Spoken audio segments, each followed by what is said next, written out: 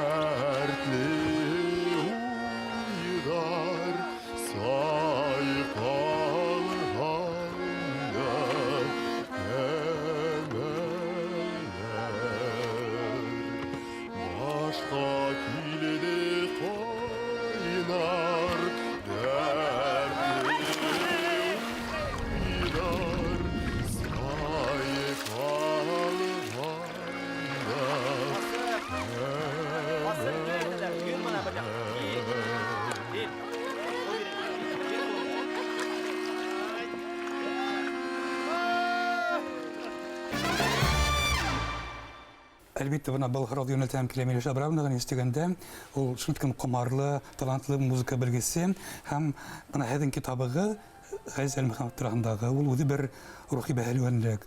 Рәхмәт гашыйф фидә картус хезмәт өчен. Бана һәдин ош эшмәкәрәк менән башланды. Юсин тап Әлмөхәммәтов. Бана нимә башланды ош эште? Нимә кирәк булды бу һәдгә? Тыныс нашып йөргән телевидениела, музыка өлкәһендә, шулкым тагыла катмарлы дөнья, зулым курбаны. Тыныс яшәп, ундай китап язып булмай. Тыныс кына эшләп булмай шул, чөнки һәрбер тапшыру эшләгән вакытта шул темага кирип китәһең бит инде.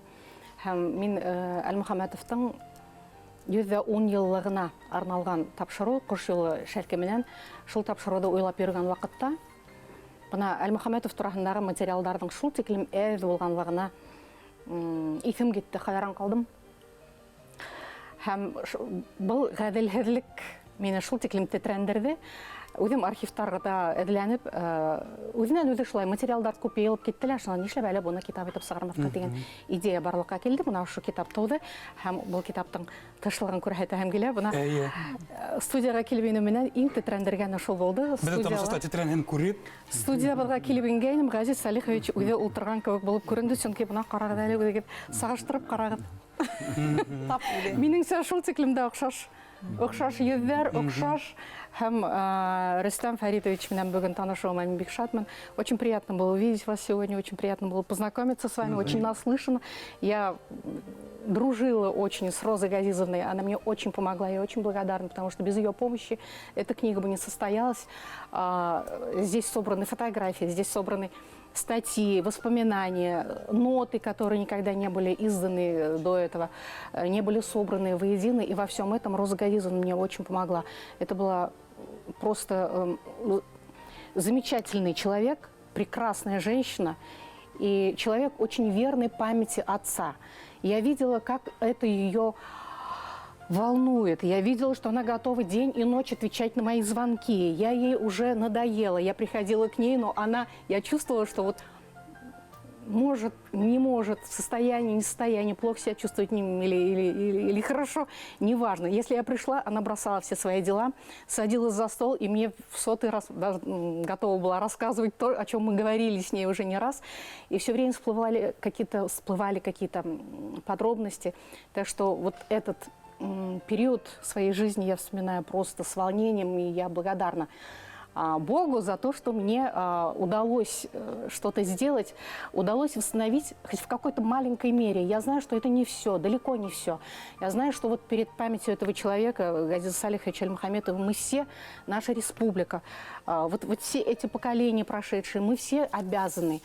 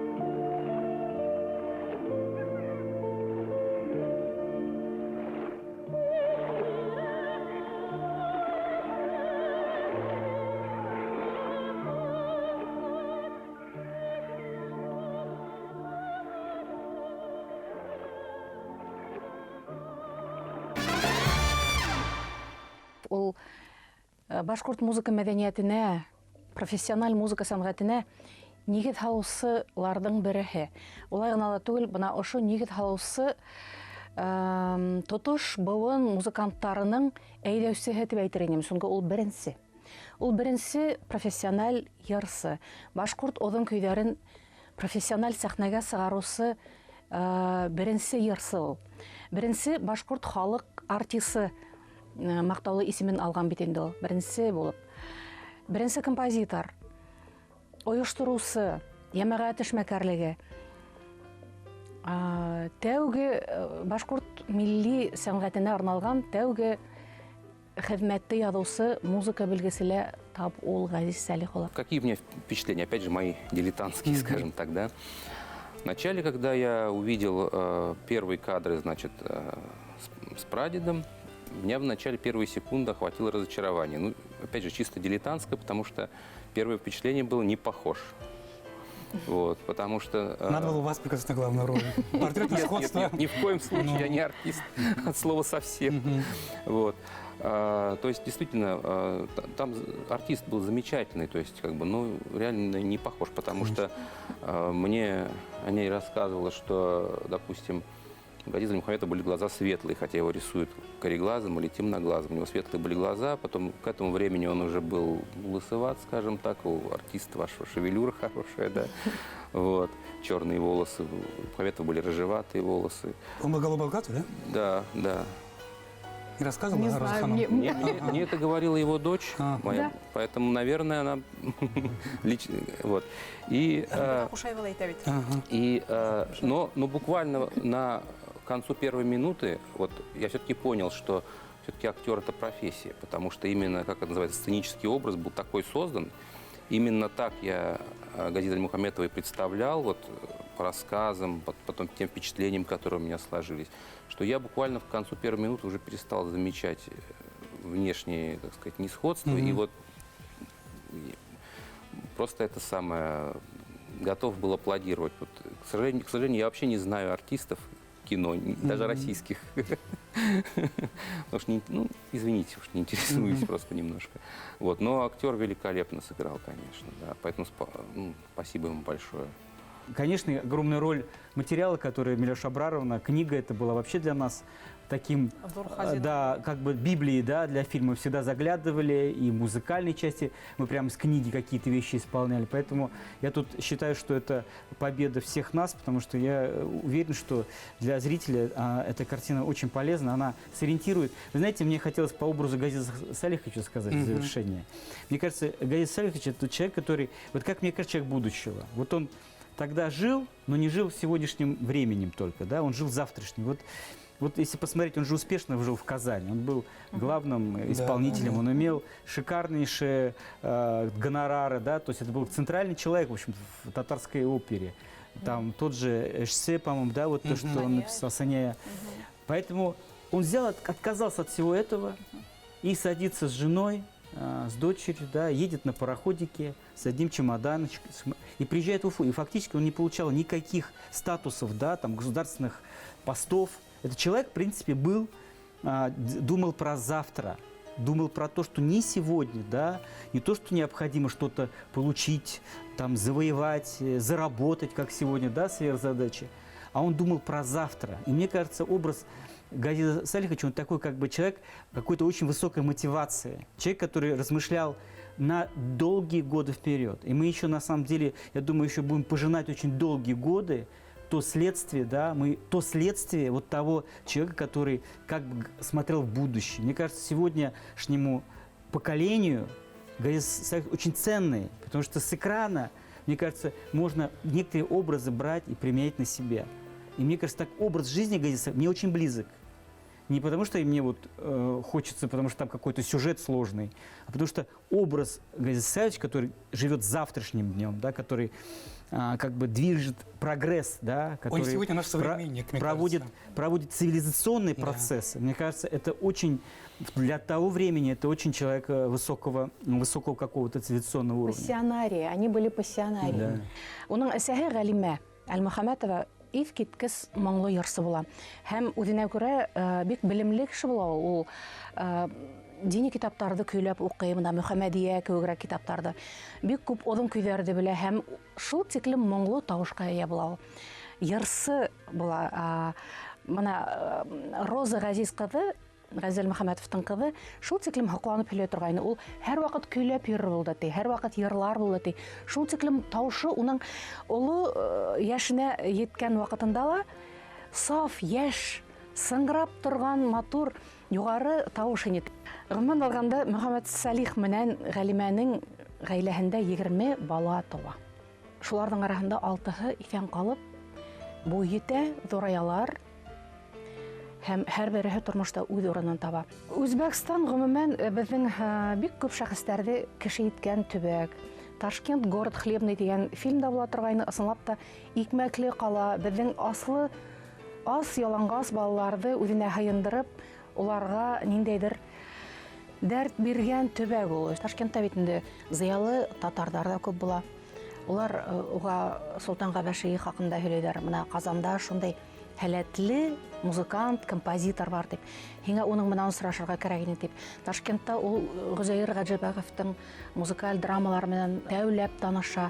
Халык йырҙары мөхитендә үҫкән кеше ул барыһын да белә. Бына ошо халык йырҙарының ни тиклем истәлекле, тәрән истәлекле, ни тиклем бай икәнлеген, ни тиклем халык күңеленә үтемле икәнлеген күреп, ул мөгаен бына шул замандан хыял йөрөтә башлагандыр дип уйлыйм.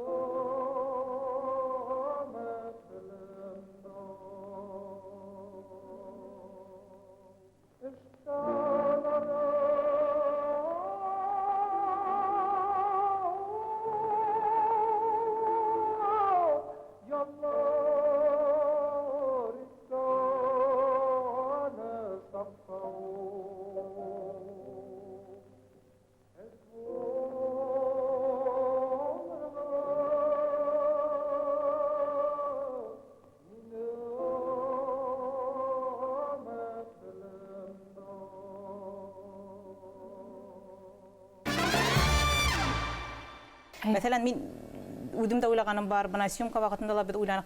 Хораудатуды, бына Газиз Әлмөхәмәтов ул үденең кулга алынасагын белгән, әлбиттә белгән, ул был әйбердән касып китә алайын, ул әлбиттә касып китә алайын, әмма уларның берендә эшләмәй. Чөнки Газиз Әлмөхәмәтов 17 елда кулына корал алып башкорт илен төдеп йөргән кеше.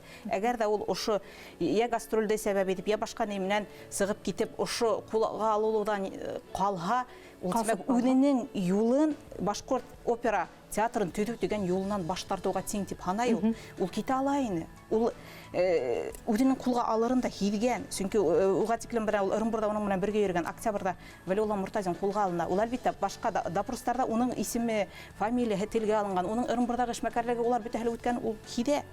Ул хатта яйында әйтә бит, минең эргә тирәләге кешеләрне кулга алып беттеләр, минең артымдан да киләсәктәр ди. Ә бит кулга алынудан ташлап киткән, казып киткән кешеләр аз булмай, Төхфәт Шинәкәй сыгып китә, 36 елда ук сыгып китә. Ул илдә ул вакыйгалар куера башлый. Александр Ключурев Казанга сыгып китә һәм кутылып кала. Шул ук бина Касым Гыйфанов та сыгып китә бит. Урта Азияга бик күптәр сыгып китә ала. Ә Урта Азияга сыгып китеп, шул ук Ташкентка Ташкентка сыгып китәләр. Газиз Әлмөхәмәтов исән калып, йырларын йырлап, яшәй алайын, әмма ләкин ул халдат, ул башкорт илен корал тотып хаклаган кеше, ул үзе хыянат иткән. Хыянат итә алмай, ул хатта фикере менән дә хыянат итә алмай, һәм шуга күрә ул бина ошо нәен кабул итә. Ул үзенең язмышының һуңгы көндәрен, язмышының фажигаһен кабул итә һәм уны язмышы фажигале тамамланды, әмма ул безнең бүген өчен ул батыр булып, герой булып кайтты һәм бина бүген уның батырлыгын баһаларга, без тиешлесе кимәлдә баһаларга тиешбез. Мин Татарстанда күп документларда өйрәндем бит инде. Унда Газиз Әлмөхәмәтовка бәйле шул хәтле матур әйберләр бар. Һәм мин шул хәтле Татарстанга рәхмәтлемен дип әйтәм. Мәсәлән, Айрыса нимәне хәзер алырга мөмкин? Мәсәлән, 30 елдарда, 30 елдың июнь айында СССР халыкларның сәнгать олимпиадаһы була. Унда 14 республика театрдары катнаша, шул исәптән Башкортстан катнаша, Татарстан.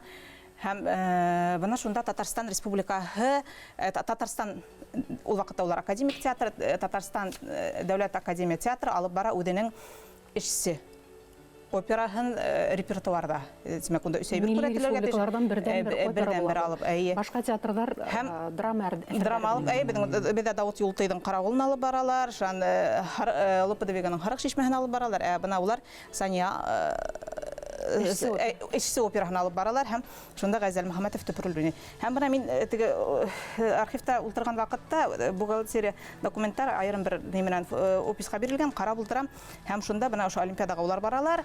Олимпиадага барыр өчен поездга билеттар алынган һәм билеттердин бирә шул билеттер үдәр беркетелгән, уларның суммалары һәм шуларга яраклы бухгалтерия эше менән приказлар бит. Һәм монда приказның бере, мәсәлән, Газиз Әлмөхәмәтовка билет алынган купыга һәм язылган айрым приказ, ул бара купы вагонда статусына ярашлы Башкортстандың халык йырсыһы. Һәм уның билетының хакы әйтәйек, менә мәсәлән, ул вакытта 30 сум икән, башка артистларның билетларының хакы 3 сум. Мәсәлән, зур, шул тиклем зур айырма. Ул бит башка вагонда, шул дөйм вагонда бара Татарстанның билдәле артистлары, шул Мөхтәр Мутин бара, Фатима Ильская, бөтен Татарстан республикаһы теге үз төбендә тотып хокланып, уларның спектакльләрен яртышар теге өлешен генә карап нәйтәйек дип ишек төбендә торган тамашасылар яраткан нидәр бит инде. Шул Газиз Әлмөхәмәтов, уның статусы югары, ул Башкортстанның халык йырсыһы. Был бер әйбер, икенче әйбер, мәсәлән, уны 30 елдың октябрь айында театрга эшкә алалар һәм анда не буенча приказ буенча инде артист оркестра дип алалар һәм эш хакы шул эргәһендә торган, янәшә торган приказда Кәрим Тинчурин менән сагыштырганда, Кәрим Тинчуринның 2 тапкыр әдерәк, Газиз Әлмөхәмәтовның 2 тапкыр күбрәк һәм уны сәхнә киемнәрен кийдерү һәм уның бөтен яшәү сыгынактарын, сыгымдарын елкәһенә ала театр. Менә шундай әйбердә. Улар өчен намуслык, вождан хисе иң беренче урында торган шулай бит инде. Ул теге ярату, хоклана белү, ихтирам итү һәм бына улар бит теге Башкортстанның халык йырсыһы дип кадерләй белүдәр, шуныһы бит кыйммәт аның. Фатиры була бит инде, 3 бүлмәле фатир, шул фатирды калдырып, бына шул фатирның документтары ла ята. Фатирды бер кемгә лә бирмәскә Газиз Әлмөхәмәтовтың кире әйләнеп килүен көтөргә дигән приказ да ята. 31 елда Тәүләп Галиәсгар Камал театрының коллективы эшләй, нимә тип атала әле ул? Реабилитацияга документтар тутыра. Улар башлап бирә бит. Газиз Әлмөхәмәтовты реабилитацияга дәүләт Татарстан халкы, Татарстанның Галиәсгар Камал исемендәге театрының коллективы. Шул тиклем күп эш алган улар, күп хезмәт алган. Һәм адакта бuna уның бергә эшләгән музыкант Исмәгыйль Иляловтың язган хатирәләреннән, шундай хатирәләрендә шундай сүз бар. Башкорт дәүләт опера һәм балет театрына улай түгел. Башкорт дәүләт опера һәм балет театрына нигезне тап Газиз Әлмөхәмәтов алды. Һәм ул театрга бер нисек тә башкаса уйламаенса, тап уның исемен бирергә кирәк дип язган әле 60-нче елдагы буна реабилитация үтү менән генә ул шундый хатирәләрен язып Башкортстанга ебәрә. Һәм уны Әлмөхәмәтовтың тәүге юбилей кисәһен үткәргәндә буна реабилитациянан һуң беренче тапкыр актердар йортында Газиз Әлмөхәмәтовтың унда нисә яшен үткәрделәр икән инде. Аны хәтерләмәйм.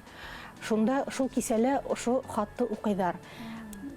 Буна әллә касандан бирле әйтелгән һүз, ләкин әле һаман да тормышка ашырылмаган.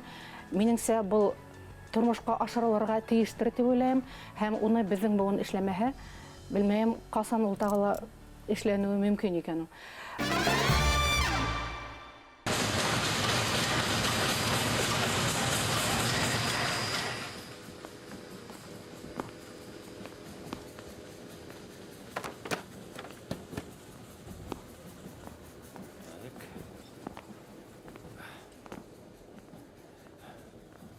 Бына балалар, бұл һеҙҙең тәүге сәфәрегеҙ. Оло сәхнәгә юлығыҙ ошо сәфәрҙән башланасаҡ. Тормошта ауырлыҡтар осрап торасаҡ. Тик бер нәмәне хәтерегеҙҙә тотоғоҙ. Мин ышанам һеҙгә. Мин һеҙҙең талантығыҙға ышанам. Мин һеҙҙең кеүек билдәле композитор булам тиһәм, ышанаһығыҙмы? Әлбиттә, Хөсәйен, ышанам. Мин барығыҙға ла, бөтәгеҙгә лә ышанам. Милош Абраров, вы просто назначение возвращаете башкирскому оперу и театру, балету, да, то есть башкирскому театру оперы и балет. Назначение. Вот для чего Газиз Сайфович создавал башкирскую труппу, да? Вот назначение, смысл для чего? Если назначение не понимать какого-то предмета, то его можно сломать. Вот если стул для того, чтобы сидеть на нем, если на нем с горки с ледяной кататься, то он сломается, правильно? Назначение башкирского театра оперы и балета то, чтобы создавать национальную башкирскую оперу. Вот это был смысл, для чего, как бы скажем, была создана и дальше развивалась башкирская опера. Для чего и на что положил свою жизнь? Жизнь Газиз Салихович. Поэтому надо вернуть назначение, смысл, почему на этой основе создавались дальнейшие оперы, дальнейшие балеты. То есть смысл надо вернуть. Мне кажется, что наш сегодняшний диалог какой-то, да, это вот попытка докопаться до тех вещей, до их первосмыслов, да. И если будет смысл сохранен у этого театра через вот это имя, то, соответственно, и функции будут такие, да, он будет функционировать. Да. И там будут создаваться, действительно, продолжаться те идеи, которые закладывал Газиз Салихович Алимухаметов, и получать те результаты, которые мы все давно ждем, да, чтобы, почему башкирская опера должна существовать, должны быть новые произведения, в каких-то новых жанрах, каких-то синтетических каких-то видах, да. Поэтому я очень поддерживаю, Милош Абраров, вашу идею. Я считаю, что внутри, в том числе, должен быть, и, кажется, и музей тоже Газиза Салиховича Алимухаметова. Хотя бы место, где люди могли бы прийти и просто посмотреть историю. Газиз Салиховичта куаныр инде мөгаен дип уйлап куям, уның рухы куаналыр, шатланалыр дип уйлыйм. Фильмдың башынан адагына тиклем Газиз Әлмөхәмәтовтың көйдәре яңгырай. Бик нык теге популяр сайкаллар, кәмәләр менән нигъмәт тарихы гына түгел, башкаларла. Унда Башкортстан маршы, унда йырдар ядам Шәйхзадә Бабич шигырына. Унда шомлы елдәр. Бuna тутыш фильмда ул замандың, ул дәүрдең атмосфераһын тудыра музыка. Шулай бит инде. Буна без дә бит элекке буна 60-нчы елларда яңгыраган йырларны ишетәбез дә шул вакытка кайтып әйләнгәндәй булабыз. Би олар инде бигрәк тә. Безнең дә шулай буна һәрбер дәвердең үзенең музыкаһы була бит инде. Үзенең йырлары бар. Һәм фильмда буна шулай Әлмөхәммәтовтың йырлары яңгырап тору минеңсә шул тиклемдә ул буна күңелдең шул тиклем нескә кылдарына сиртә. Хүзләргә караганда да ныграк тәэсир итә бит ул музыка.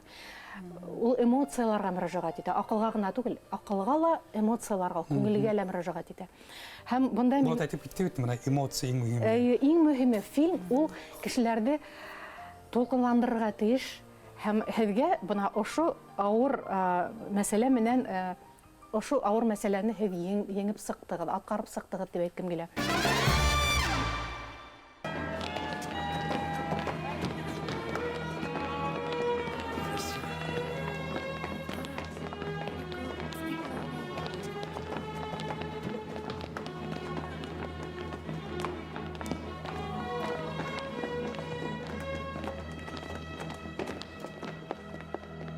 Почему вы, минуя техникум, привезли их в Москву в высшую школу? В Уфе нет хороших педагогов-вокалистов. Кроме того, дети должны жить в стремительных ритмах Москвы. Они должны расти, посещая столичные театры. Но они абсолютно музыкально безграмотны.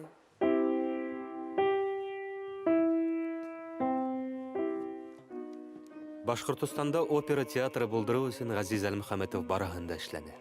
Мәскәү консерватория эргәһендә башкорт студияһы асу ул эштең башы гына ине.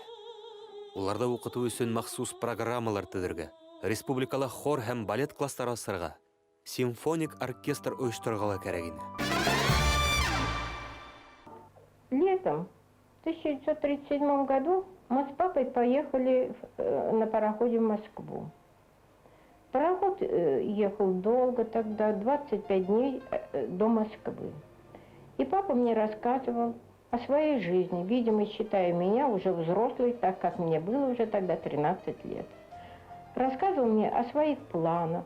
Очень гордился тем, что скоро в Уфе будет свой оперный театр. И собирался написать оперу для будущего театра. Так он любил природу Башкирии. И восхищался и рассказывал с большой любовью не только о Белой, но о своих степях, Мураталовских степях, где прошло его детство. Уфага кайтып, Газиз агай Әлмөхәммәтов белән берлектә 36 елны кайтып, концертлар бирдек. Зур афиша белән. Шул афиша миндә һаман да бар әле. Шуны бер мәртәбә күрсәтмәкче булам. Анда бөтенесе бар. Яшьчакларда Хәбир дә бар, анда миндә бар, Габитовлар бар. Газиз агай иң уртада утырып тора, конечно, бер бит иң. Аның аркасында без шулай укып киттек бит инде. Аның аркасында кеше булдык дияргә мөмкин, әлбәттә, берсен әйткән чагында. Газиз агай бит инде безнең белән байтак вакытлар булды Москвада. Шунда Газиз агай белән концертларга йөргәндә Хәбир анардан утып алды. Менә ничек, ни формада китереп җырларга. Аны бит не так-то просто гына җырларга кирәк, аны киләрен. Ә ул анардан именно утып алды. Ничек Әлмөхәммәтов йырлый.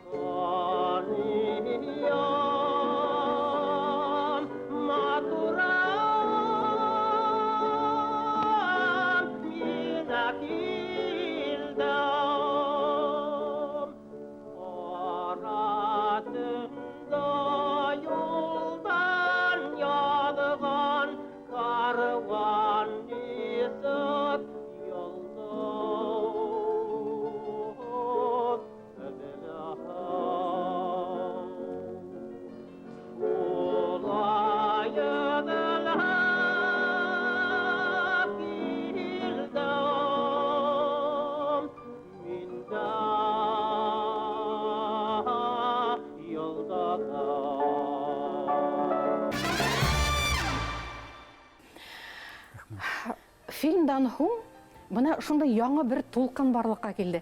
Миңа әллә нисә кеше шылтыратты. Әллә нисә кеше язды, селтәрләрдә яздылар, Фейсбукта, ВКонтакте яздылар, Әлмөхәмәтовка кагылышлы үзләренең белгәннәре менән бүлешеп. Бына шул тиклем бер тулкынландыргыс очрашу булды минең. Мәскәүдә яшәүче бер ханым, Азат Ермулинга язган. Һеҙҙең Идрисова дигән кешегеҙ бар, ул Әлмөхәмәтов менән ҡыҙыҡһына. Ә мин монда Мәскәүдә яшәүсе бер кешене беләм. Ул Әлмөхәмәтов тураһында ниҙер белә дип. Хәйер, Азат миңә шылтыратты. Мин унан телефондарын алып, ул Мәскәүдәге хатынға шылтыраттым. Һөҙөмтәлә Мәскәүгә барып, мин Әхмәт Ғабдрахман улы Ғәлимов дигән бер ағай менән осраштым. Унда Әлмөхәмәтовтың үҙ ҡулдары менән яҙылған хаттары һаҡлана. Һәм ул әлбиттә ул хаттарҙы миңә тулыһынса бирмәне, ышанып тапшырманы. Ул теге нисектер Күсермен алманығыҙмы? Бер генә хатын ул фотоға төшөрөргә рөхсәт итте. Ул ғәрәп графикаһы менән яҙылған һәм ул шәхси хаттар. Бұл ағай кем булған ул? Был ағай журналист булған, тәржемәсе булған. Ул секретлы оешмаларда эшләгән, ул Қытай, япон телдәреннән тәрҗемә иткән һәм аҙаҡтан инде хаҡлы ялға киткәс, яшерен предприятиеларда эшләнем дип кенә әйтте ул. Аҙаҡтан хаҡлы ялға киткәс, ул бик күп яҙышҡан. Ул татар телендәге Мәскәү баҫмаларында, газеталарға, журналдарға мәҡәләләр яҙған һәм уны бына ошо эше осраштырған Наиля Рахматуллина дигән йырсы менән. Наиля Рахматуллина тураһында был китапта ла бар. Ул Ғәзиз Әлмөхәмәтовтың ижадсыһы, уның концерт бригадаһында эшләгән йырсы була ул. Һәм Әлмөхәмәтовтың Ҡазан буйынса, Ҡазандағы музыкаль техникум буйынса уның уҡыусыһы. Әлмөхәмәтов уны уҡытҡан. Һәм Сайҡалалар кәмәләрҙең беренсе вариантының шиғырының авторы ла Наиля Рахматуллина. Аҙаҡтан Мөслим Марат уны яңынан эшкәртеп, камилыраҡ шиғырҙар яҙа, ләкин беренсе вариантын Наиля Рахматуллина үҙ шиғырҙарына йырлап йөрөгән һәм бына аҙаҡтан бына шул асыҡланды. Бына ошо шәхси хаттарҙан асыҡланыуынса, уларҙы үтә лә нескә, яҡынлыҡ бәйләгән булып сыға, мөхәббәт ептәре бәйләгән һәм бына ошо уртаҡ ижад ептәре лә Сайҡалалар кәмәләр, минеңсә, уларҙың мөхәббәт йыры булырға тейеш. Сөнки Әлмөхәмәтовның көйөн яҙа, Наиля Рахматуллина һүҙҙәрен яҙа бит инде. Әлбиттә, был бәйләнеш һөҙөмтәһеҙ була. Ғәзиз ағай моғайын үҙенең ғаиләһенә, ҡатынына, ҡыҙына хыянат итә алмағандыр дип уйлайым мин. Аҙаҡтан инде ул бына ошо фажиға уны ҡулға алалар бит инде, атып үлтерәләр. Наиля Рахматуллина ошо хаттарҙы һаҡлап алып ҡалған. Һаҡлап алып ҡалған ғына түгел, аҙаҡтан бына ошо Әхмәт Ғабдрахман улы Ғәлимовҡа тапшырған. Сөнки уның балалары оҙаҡ йылдар Мәскәүҙә йәшәй, уның балалары руслашып бөткән, улар милли мәҙәниәткә берендәй ҙә ҡағылыштары булмай, улар ҡыҙыҡһынмайҙар ҙа. Һәм бына ошо һалҡынлыҡты тойоп, Рахматуллина бына ошо хаттарҙы һаҡлап, ул заманда бит ул хәүефле булған ул хаттарҙы һаҡлап. Халыҡ дошманына ҡағылышлы хаттарын яғып бөтәләр. Фотографияларын юҡҡа сығаралар, пластинкаларын юҡҡа сығаралар. Бер ниндәй ҙә уның турала хатта телгә алыуҙа мөмкин булмаған ваҡытта ул уның хаттарын һаҡлап алып ҡалған. Сөнки ул уның ниндәй шәхес икәнлеген шул тиклем аңлаған. Һәм мин ышанам, Әхмәт ағай Ғәлимов ул хаттарҙы миңә тапшырыр тип уйлайым. Әлегәсә ул тотҡарланып ҡалды, сөнки ул үҙе уның хаҡында яҙа. Нисек кенә булһа, ул миңә вәғәҙә итте, башта мин үҙем яҙам тине, һеҙ миңә ярҙам итегеҙ, уны Башҡортостандың берәй журналында нәшер итергә тип инде. Мин әлбиттә уға вәғәҙә иттем, Ағиҙел менән дә һөйләштем, башҡа журналдар, Ватандаш менән дә журналдар менән дә һөйләштем. Әхмәт ағай ул мәҡәләне яҙһа, бына ошо хаттары тураһында, Наиля Рахматуллина тураһында, беҙ уны әлбиттә халыҡҡа күрһәтәсәкбеҙ һәм ул Башҡортостанға ул хаттар әйләнеп ҡайтыр тип ышанам.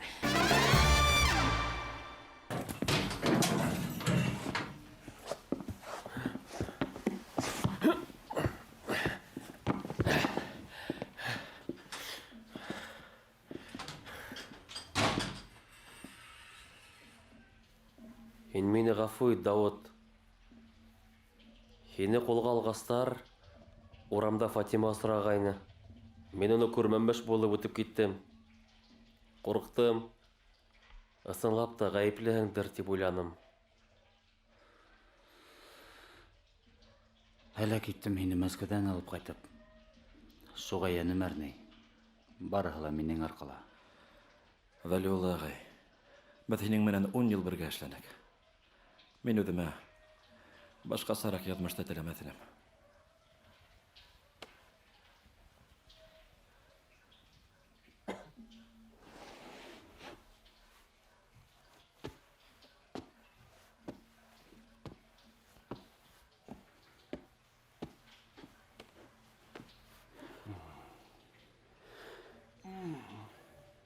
Мин һаҡсыларҙан ишеттем. Һеҙ һине һатмаған.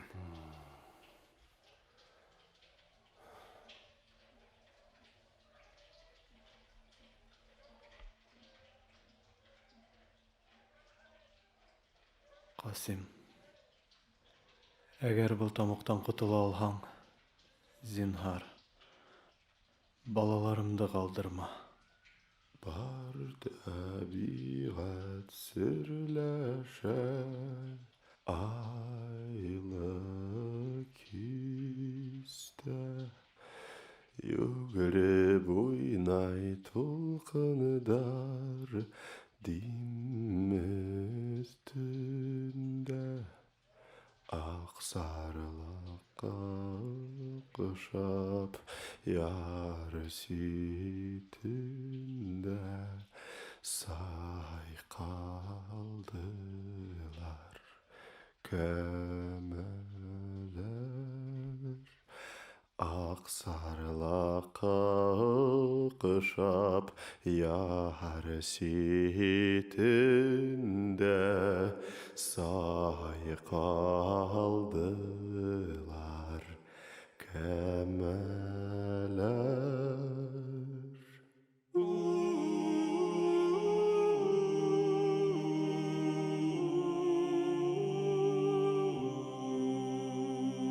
Күр тауышын яңрата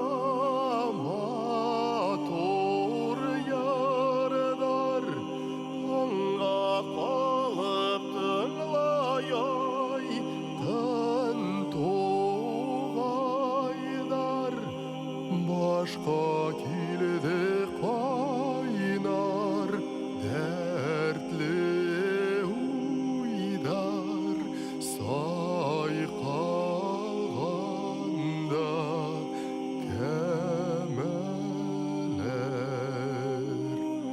Башҡа килде ҡайнар дәртле уйдар, Признавая Альмухаметова виновным в совершении преступлений, предусмотренных статьями 58.2, 58.8, 58.11, 58.13 УК РСФСР, выездная сессия военной коллегии Верховного суда СССР приговорила Альмухаметова Газиза Салиховича к высшей мере уголовного наказания – расстрелу с конфискацией всего личного принадлежащего ему имущества.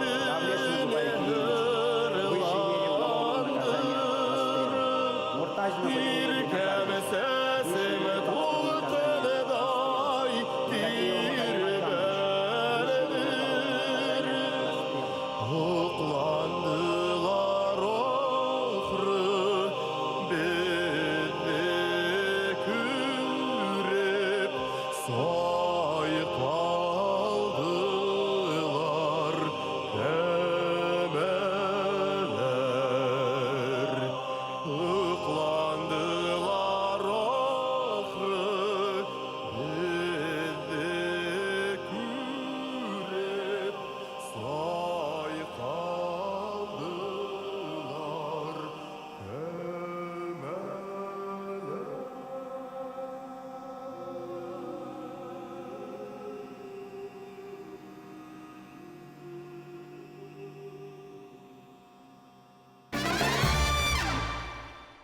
Беренсе тапқыр 1922 елда Сания Ташкентта Укытучылар институтының студенттары көсөмөнән сәхнәләштерелә.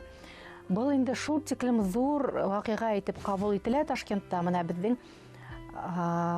унда яшәгән халык тарафынан, үзбәктәр тарафынан да, башкортлар, татарлар тарафынан да шул тиклем зур энтузиазм менән, зур шатлык менән кабул итә.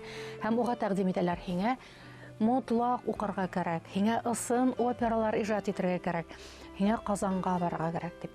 Ул заманда Өфөлә объектив сәбәптәр менән был эштең башкарылуы мөмкин дә булмай, чөнки Казанда бит инде ул заманда Солтан Габаши үзенең музыкаль драмалары менән дан тоткан. Василий Виноградов исемле композитор яшәй ул заманда, Антон Эхенвальд композитор. Ничек кенә булса ла ул заманда музыка техникумы яшәп килә Татарстанда һәм уйлай торгас, бына ошо тәкъдимнәрне күз уңында тотып, ул инде тап Казанга барырга хәл итә. Солтан Габашиды эзләп таба һәм уга бына ошо тәкъдимен яһай инде. Солтан Габаши, әлбиттә, үзе шул юсыкта фикерләгән кеше, талантлы композитор, талантлы музыкант. Ул Газиз Әлмөхәмәтовтың кәңәшен шундук дәррәү күтәреп ала һәм икеһе тиешле махсус белемдәре булмаганлыктан улар рус композиторы Василий Виноградовка мөрәҗәгать итәләр. Ул заманда Тат Наркомпрос дигән оешма эшләп килә, Академ-центр дигән оешма, ул инде бөтен мәдәни тормышты үз кулларында тоткан оешма. Уның итәкчесе була күренекле татар язучысы Галимҗан Ибраһимов. Уның тәкъдиме буенча бына ошо иҗади команда, иҗади бригада тупланып, үз композитордан торган милли опера иҗат итү эшенә тотына. Һәм опералар иҗат иткәндә лә бына ошо Мәҗит Гафуригә мөрәҗәгать итә бит инде. Мәҗит Гафури үзе шундай ук кеше, шундай ук янып эшләгән шагыйрь, тәүге халык шагыйре менән тәүге халык артисты Башкортостандың. Улар әлбиттә уртак телде тиз тапкандар. Һәм һөҗүмтәлә эшсе операһы барлыкка килә бит инде. Ни тиклем зур әһәмияткә ия булу турында хәтта бына шулар да һөйләй. Опера турында хәтта сит ил матбугатында да язып сыгалар. Италияла, Францияла, Японияла язып сыгалар. Майндагы Франкфурт калаһында халыкара күргәзмә оештырыла. Шул күргәзмәлә Советтар Союзының бер төркем мәдәният һәм фән эшмәкәрләре катнаша. Һәм бына ошо күргәзмәлә Санияның афишаһы, уның премьераһында эшләнгән фотолары куела. Әлмөхәмәтов турында минеңсә әлегесе асылмаган, уның ниндәйдер мәгълүматлар уның турында бардыр дип уйлыйм. Халык барыбер хаклай ул. Үзенең кадерле кешеләре турында ул шул тиклем рәхмәтле хатирәләрен хаклай күңелендә һәм әле лә тагы асылмаган биттәре бардыр әле дип уйлыйм. Әгәр дә шундый биттәре булһа, әгәр дә һезнең кемдер нимәләр белә икән, кемдер ниндәйдер уның пластинкаларымы, уның фотоларымы, уның китабымы, менә бердән-бер уның юк ителгән, юкка сыгарылган китабы әгәр дә хакланһа, рәхим итеп шылтыратыгыз, Яниска языгыз, миңа языгыз, Гөлсәсәккә языгыз. Без бик нык рәхмәтле булыр идек. Чөнки әйтәм бит, был шәхесте безгә әле асаһы. Был буынды, был дәврдә. Шулай бит. Рәхмәт хазина мәгълүмат өчен. Миләүш Абрарованың һүзен дәвам итеп, мин ысынлап та бына Газиз Әлмөхәмәтовтың исемен опера һәм балет театрына бирү ул яңа мөмкинчелекләр аса. Яңа мөмкинчелекләр аса ниндәй ютыкта? Беренчедән уның хакында фактик материалды бит йыюсылар күбәйә, арта, материалдар үзеннән үзе килеп театрның музеена киләсәк. Һәм уның Газиз Әлмөхәмәтовтың шәхесен өйрәнү киңәясәк. Ул музыканттар булһынмы, ул филологтар булһынмы, һуңнан тарихчылар булһынмы, һуңнан бына шул хәтлем матур күренеш булды. Хөсәйн Әхмәтовтың исемен Башкорт дәүләт филармониясына бирделәр. Газиз Әлмөхәмәтовтың укучысы, Өфө дәүләт сәнгать институты Заһир Исмәгыйлев исемен йөртә. Ул да Газиз Әлмөхәмәтовтың укучысы. Ошо безнең Башкортстанга асыл заттарды биргән Газиз Әлмөхәмәтовтың исемен без нишләп үзебезнең театрыбызга бирә алмайбыз, Башкорт опера һәм балет театрына бирә алмайбыз. Бына ошо юсыкта һәркем уйланһын инде. Әйтәйек, урында ултырган кешеләр дә, халык та, без бөтәбез дә. Һәр кемнең күңеле аша үтһен, акылы аша үтһен, һәм бына ошо без матур һөдемтәгә ирешәйек.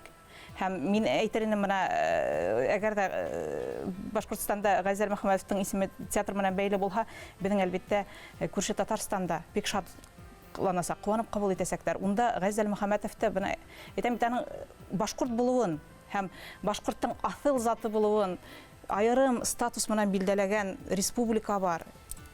Бына әйтәгез, ошо матур эште күмәкләшеп аткарып сыгарайык һәм һөдемтәһен күреп тагыла бер тапкыр студияга яңгы матур сәбәп менән йыелырга ятын Газизә Әлмөхәммәтов исемендәге Башкорт дәүләт опера һәм балет театрының яңгы Амин, шулай булһын. Амин, шулай булһын.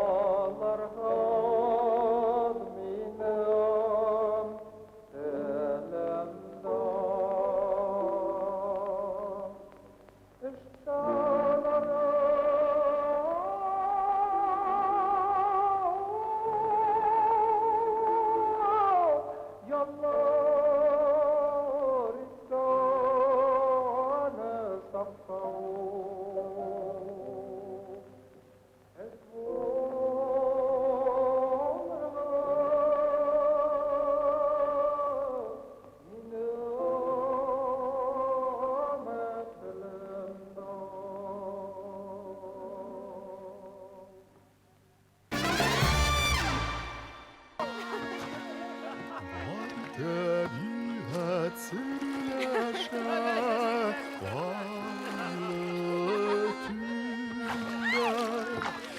Yugrebunay tuğlar nimetinde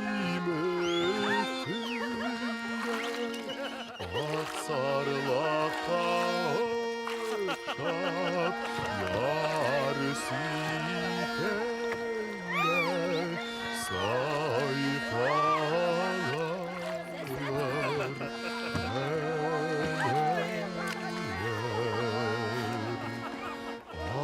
Aksarlakta uçak yar sitende